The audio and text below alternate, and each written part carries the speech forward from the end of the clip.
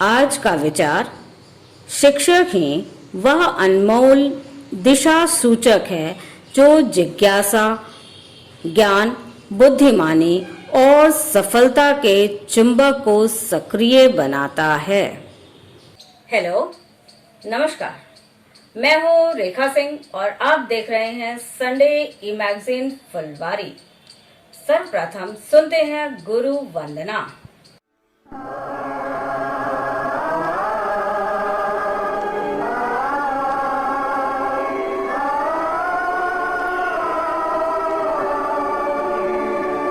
गुरुर्ब्रह्मा गुरुर्विष्णु गुरुर्देवो महेश्वरा गुरुर्साक्षात् परब्रह्मा तस्मै श्री गुरुवे नमः। आप सभी शिक्षकों को शिक्षक दिवस की हार्दिक शुभकामना। गुरु वही जो जीना सिखा दे। गुरु वही जो जीना सिखा दे, आपकी आपसे पहचान करा दे। तराश दे हीरे की तरह तुमको, तराश दे हीरे की तरह तुमको, दुनिया के रास्तों पे चलना सिखा दे। कर दे काया कल्प वो तुम्हारा, कर दे काया कल्प वो तुम्हारा, सच और झूठ का से साकार करा दे। हमेशा दिखाए सच्चा मार्ग वो तुम्हें, हमेशा दिखाए सच्चा मार्ग वो तुम्हें, तुम्हें एक अच्छा इंसान बना दे। मुश्किलों से लड़कर आगे बढ़ जाओ तुम, मुश्किलों से लड़कर आगे बढ़ जाओ तुम, तुम्हें वो इतना समझदार बना दे। बताए वह तुम्हें जीत जाना ही सब कुछ नहीं, बताए वो तुम्हें जीत जाना ही सब कुछ नहीं, हार कर जीत जाने का हुनर सिखा दे। गुरु वही जो जीना सिखा दे, आपकी आपसे पहचान करा दे। शिष्ट स्वयं हो, दम रखता हो, औरों को शिष्ट बनाने का, क्षय करता दानवता का, मानवता हर्षाने का, करता रहता कर्म निरंतर, छात्र हित सध जाने का, वैसे ही जन को जग में हक है शिक्षक कहलाने का। आइए सुनते हैं हम शिक्षकों की भावनाओं को व्यक्त करता हुआ एक गाना, जिसे स्वर दे रहे हैं श्री सत्य प्रकाश, प्राथमिक विद्यालय सोताचक के शिक्षक।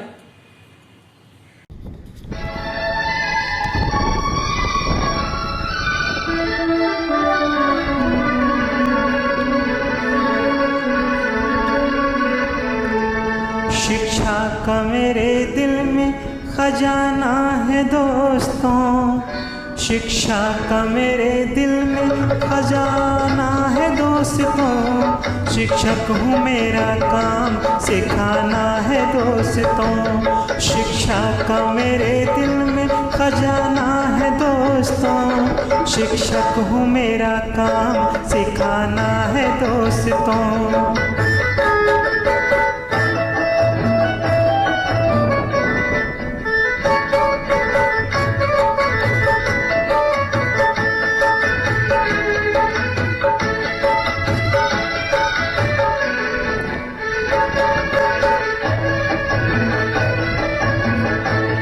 शिक्षा के लिए मैंने क्या कुछ नहीं किया, मुरझाए हुए फूलों को फिर से खिला दिया।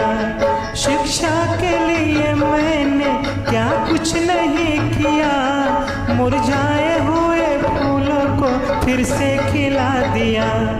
इन फूलों को हर जगह सजाना है दोस्तों, शिक्षक हूँ मेरा काम सिखाना है दोस्तों, शिक्षा का मेरे दिल में खजाना है दोस्तों, शिक्षक हूँ मेरा काम सिखाना है दोस्तों।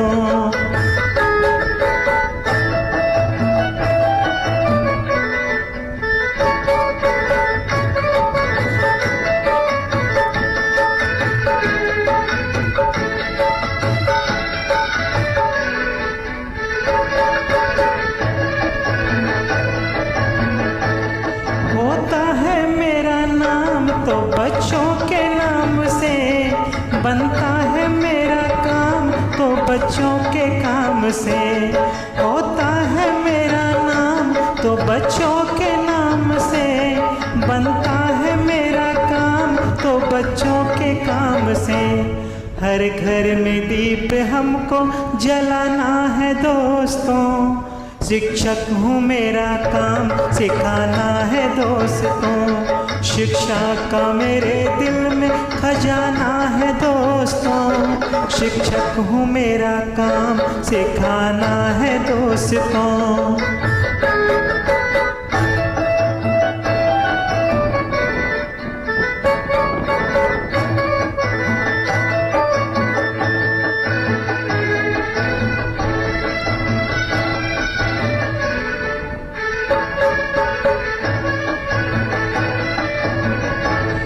दूर होगा घना अंधेरा शिक्षा के नूर से, बढ़ेगा देश मेरा शिक्षित समाज से। दूर होगा घना अंधेरा शिक्षा के नूर से, बढ़ेगा देश मेरा शिक्षित समाज से। शिक्षा का अलग अब तो जगाना है दोस्तों, शिक्षक हूँ मेरा काम सिखाना है दोस्तों। शिक्षा का मेरे दिल में खजाना है दोस्तों, शिक्षक हूँ मेरा काम सिखाना है दोस्तों। शिक्षा का मेरे दिल में खजाना है दोस्तों, शिक्षक हूँ मेरा काम सिखाना है दोस्तों।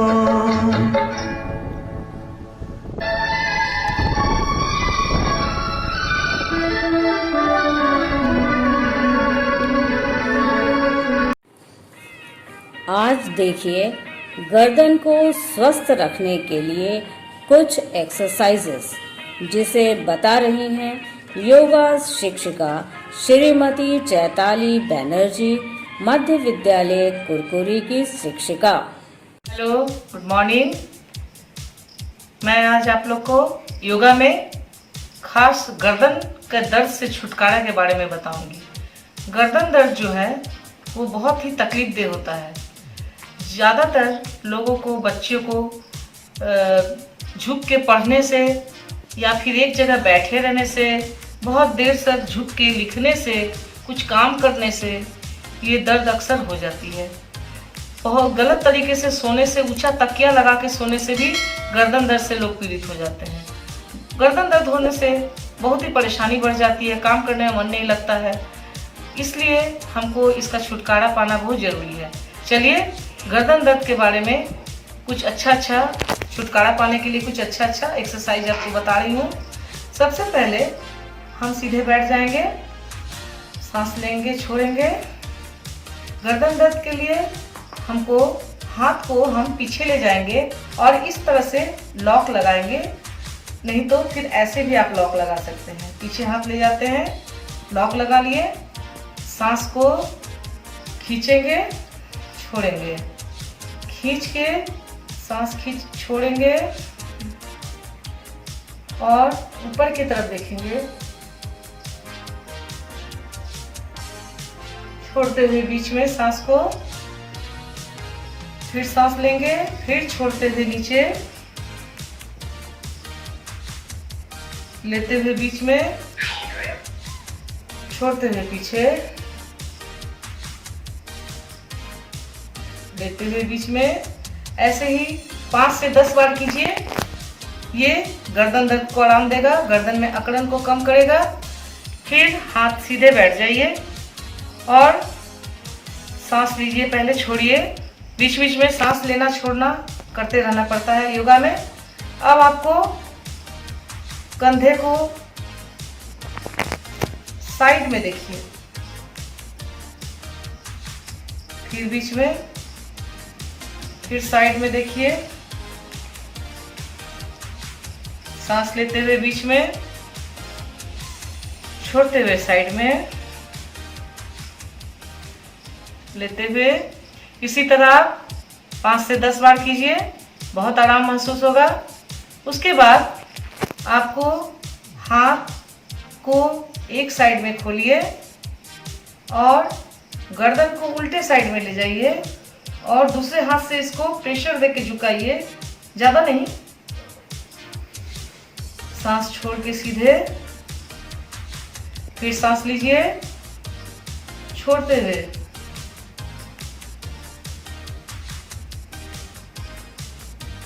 सीधे,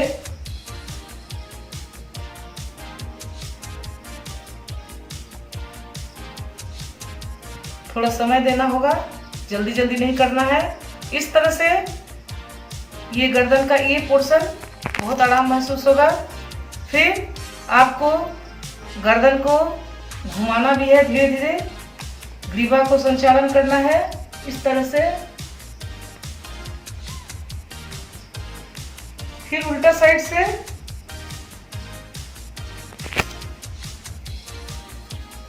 इस तरह से मैं 4 छोटी छोटी एक्सरसाइज बताई हूँ, आगे और भी बताऊंगी। आज इतना ही। आज पेंटिंग सेक्शन में देखिए स्टोन पेंटिंग। पत्थरों को कैसे हम सुंदर रंगों से रंगकर सजीव चित्र एवं आकृतियां बना सकते हैं, बता रहे हैं श्री कौशल किशोर, उत्क्रमित मध्य विद्यालय मखदुमपुर के शिक्षक। टीचर्स ऑफ फुलवारी में आपका स्वागत है। आज मैं संडे को मज़ेदार बनाने के लिए स्टोन पेंटिंग लेकर आया हूँ। आशा करता हूँ कि आप लोग को पसंद आएगी।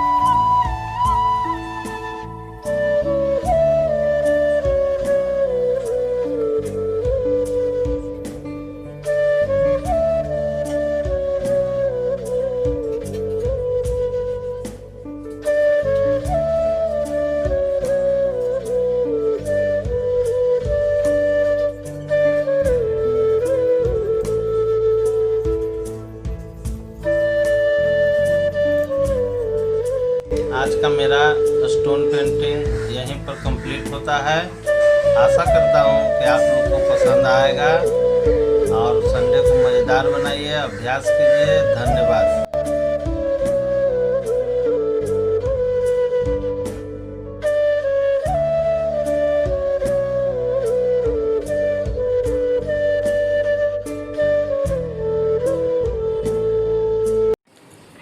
आर्ट एंड क्राफ्ट सेक्शन में देखिए पेपर कप और प्लास्टिक बॉटल से फ्लावर पॉट बनाना, जिसे बता रही हैं श्रीमती नीतू शाही, प्राथमिक विद्यालय प्रखंड कॉलोनी की शिक्षिका। Good morning. आज मैं कप और बोतल का फ्लावर बनाने जा रही हूँ। कप से फ्लावर, इसके लिए सामग्री है चार्ट पत्ता के लिए ग्रीन, कुछ तार, कलर, कप और बोतल। कप को मैं कटिंग कर लूँगी।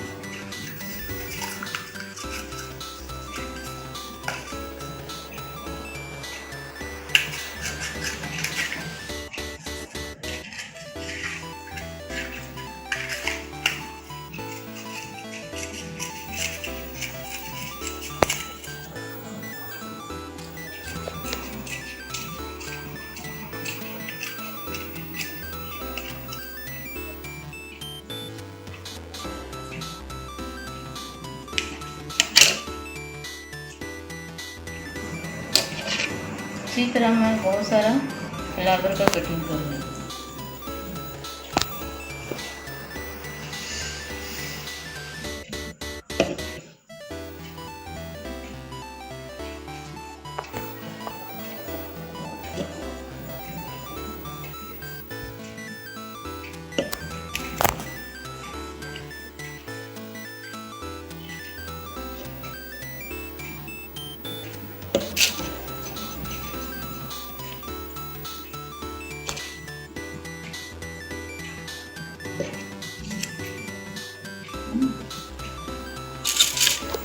इसे मैं फ्लावर का आकार दे दूँगी।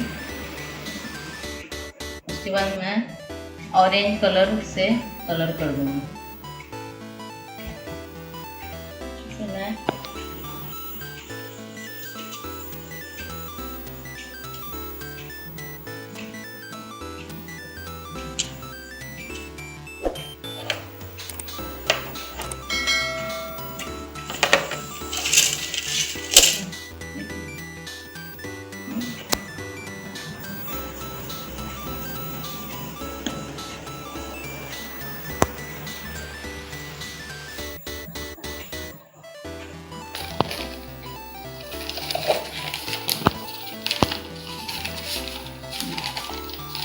इसे मैं पेपर से कवर कर लूँगी।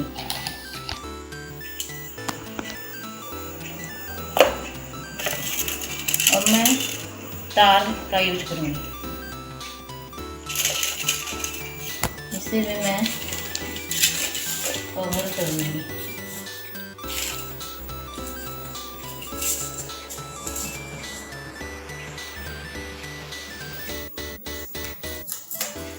मैं छोटे छोटे पत्ते काट लूँगी।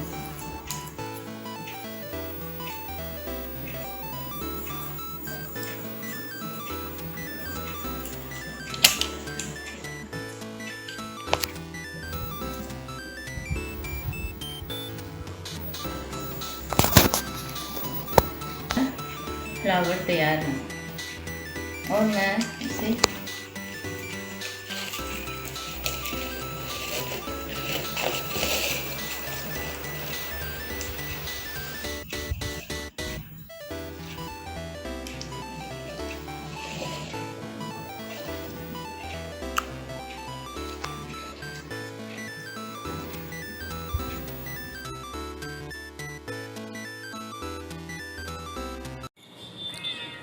आज सुनी सुनाई प्रेरक कहानी में सुनते हैं एक कहानी जिसका शीर्षक है किस्मत और मेहनत। कोई भी व्यक्ति अपनी किस्मत और मेहनत से गरीब या अमीर होता है। इस कहानी को सुना रहे हैं श्री सुधीर वर्मा। एक राजा था। एक बार उसके राज्य में एक महान ज्योतिषी पधारे। उनके बारे में विख्यात था कि वे बहुत ही पहुंचे हुए ज्योतिषी हैं। वह किसी के भी बारे में भूत, वर्तमान एवं भविष्य तीनों सही सही बता सकते हैं। उनकी ख्याति सुनकर राजा को भी उनसे मिलने की अभिलाषा जगी। वह अपने पूरे लाव लश्कर के साथ उस ज्योतिषी से मिलने उसकी कुटिया पर पहुंचा। उसने ज्योतिषी को हीरे जवाहरात आदि भेंट करना चाहा, लेकिन ज्योतिषी ने यह कहकर मना कर दिया कि वह सिर्फ अपने भाग्य का खाते हैं। राजा की दी हुई दौलत से वे अमीर नहीं बन सकते, क्योंकि कोई भी व्यक्ति अपनी किस्मत एवं मेहनत से अमीर या गरीब होता है। ज्योतिषी ने दृढ़ता से कहा। ज्योतिषी की घमंड भरी बातें सुनकर राजा को क्रोध आ गया। उसने उन्हें चुनौती देते हुए कहा, आचार्य, आप किसी का हाथ देखकर बताइए कि उसकी किस्मत में अमीर बनना लिखा है या गरीब। मैं उसको उलटकर दिखा दूंगा। ठीक है, आप किसी व्यक्ति को बुलाइए, मैं उसका भविष्य और वर्तमान बता देता हूं। ज्योतिषी ने शांतिपूर्वक उत्तर दिया। राजा ने अपने वजीर को चुपचाप कुछ आदेश दिया। कुछ ही क्षणों में राजसी वेश में सजा धजा एक नौजवान ज्योतिषी के सामने लाया गया। ज्योतिषी ने ध्यान से उस व्यक्ति का माथा और हाथ देखा, फिर कहा, यह व्यक्ति गरीबी में जन्मा है और जिंदगी भर गरीब ही रहेगा। इसे खेतों और पेड़ों के बीच कुटिया में रहने की आदत है और यह वही रहेगा। राजा ने कहा, आप बिल्कुल सही कह रहे हैं। यह नौजवान महल के राजसी वस्त्र पहनकर आया है, लेकिन वास्तव में यह महलों के बागों की देखभाल करने वाला गरीब माली है। लेकिन यह जिंदगी भर गरीब नहीं रहेगा। मैं इसे शीघ्र ही अमीर बना दूंगा। राजा का घमंड देखकर ज्योतिषी ने कहा, ठीक है, आप कोशिश करके देख लीजिए, लेकिन मेरी गणना कभी झूठी नहीं होती। राजा ने अगले दिन माली को बुलाकर एक पत्र दिया और कुछ धन देकर कहा, यहाँ से 100 कोस दूर विराटपुर नामक नगर में मेरे एक मित्र रहते हैं, वहां जाओ और पत्र उन्हें देकर आओ। माली बहुत आलसी था। यह सुनकर उसका चेहरा लटक गया, परंतु राजा की आज्ञा का पालन जरूरी था। अतः अगले दिन सुबह तड़के वह उठा और विराटपुर के लिए रवाना हो गया। 2 गांव पार करते करते वह काफी थक गया। वह एक पेड़ के नीचे बैठकर आराम करने लगा। उसी समय उसकी नजर अपने एक मित्र पर पड़ी। मित्र को उसने सारी बातें बताई। मित्र ने कहा, इसमें परेशानी की क्या बात है? राजा के काम से जा रहे हो, खूब आओ भगत होगी। तुम्हारी जगह मैं होता तो खुशी खुशी जाता। यह सुनकर माली का चेहरा खुशी से खिल उठा और वह बोला, तो ठीक है दोस्त, तुम ही यह पत्र लेकर चले जाओ। मैं एक दिन इसी गांव में आराम करके वापस चला जाऊंगा। तुम मुझे खबर कर देना। माली के दोस्त ने खुशी खुशी वह पत्र ले लिया और 2 दिन चलकर विराटपुर नगर पहुंच गया। राजा को पत्र दिया। राजा ने पत्र खोलकर पढ़ा। पत्र में लिखा था, मित्र, यह बहुत ही ईमानदार और मेहनती व्यक्ति है। यह मेरे पुत्र के समान है। यदि तुम चाहो तो इससे अपनी पुत्री का विवाह कर सकते हो। राजा ने अपने परिवार और मंत्रियों से सलाह कर उसकी शादी अपनी बेटी से कर दी एवं उसे काफी सारे हीरे जवाहरात देकर विदा किया। उधर आलसी माली थका हारा अपनी कुटिया में पहुंचा और जाकर सो गया। 2 दिनों तक वह सोता रहा। सुबह जब राजा अपने बाग में घूमने निकले तो माली को पेड़ों में पानी देते देखा। उसे आश्चर्य हुआ। उसने पत्र के बारे में पूछा। माली ने डरते डरते सारी बात राजा को बता दी। राजा को बहुत क्रोध आया, साथ ही ज्योतिषी की भविष्यवाणी भी याद आई। परंतु राजा ने सोचा कि हो सकता है यह संयोग हो, अतः एक बार फिर प्रयास करेंगे कि किस प्रकार इसे धनी बनाए। 3-4 दिन बाद माली स्वयं राजा के दरबार में पहुंच गया। राजा का गुस्सा कम करने के लिए वह खेतों से बड़े बड़े तरबूज तोड़कर अपने साथ लाया था। उन्हें राजा को भेंट दी। राजा खुश हो गया।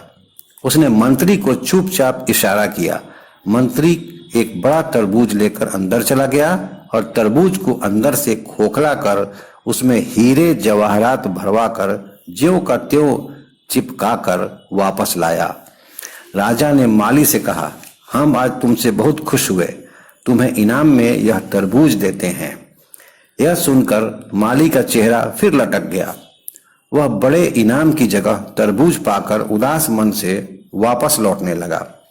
रास्ते में उसका एक दोस्त मिला। उसने पूछा, क्यों भाई, इतने उदास क्यों हो? इतना बड़ा तरबूज लेकर कहाँ जा रहे हो? माली ने उसे सारी बात बताई और बोला, अब तुम ही बताओ, मैं किसे खिलाऊंगा इतना बड़ा तरबूज? उसके दोस्त ने कहा, अरे भाई, इसमें निराश होने की क्या बात है? इनाम तो इनाम ही होता है। मुझे ऐसा इनाम मिलता तो मेरे बच्चे कितना खुश होते। तो फिर ठीक है, तुम ही ले लो यह तरबूज। और माली तरबूज दोस्त को देकर अपनी कुटिया में आ गया। अगले दिन राजा ने माली को फिर वही उसी तरह फटेहाल देखा तो पूछा, क्यों, तरबूज खाया नहीं? माली ने सारी बात राजा को बता दी। राजा ने सिर पीट लिया। उसने किस्मत के आगे हार मान ली और सोचने लगा, ज्योतिषी ने सच ही कहा था, राजा भी गरीब को अमीर नहीं बना सकता यदि उसकी किस्मत में गरीब ही रहना लिखा है। धन्यवाद। क्विज सेक्शन में देखिए कुछ प्रश्न और अपनी जानकारी बढ़ाइए।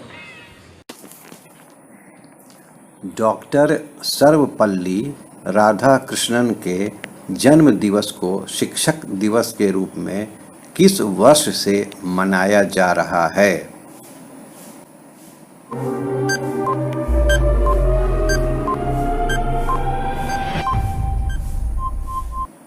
उन्नीस सौ 62। विश्व अध्यापक दिवस कब मनाया जाता है?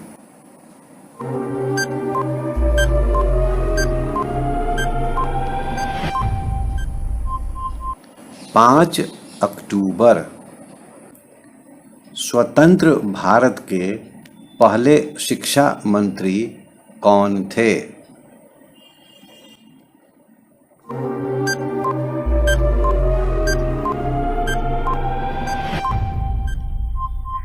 मौलाना अबुल कलाम आज़ाद। राष्ट्रीय शिक्षा दिवस कब मनाया जाता है?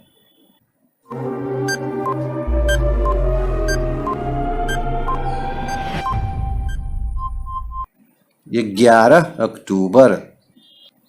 केंद्र सरकार ने नई राष्ट्रीय शिक्षा नीति की घोषणा हाल ही में की है। इसके पहले राष्ट्रीय शिक्षा नीति कब लागू की गई थी?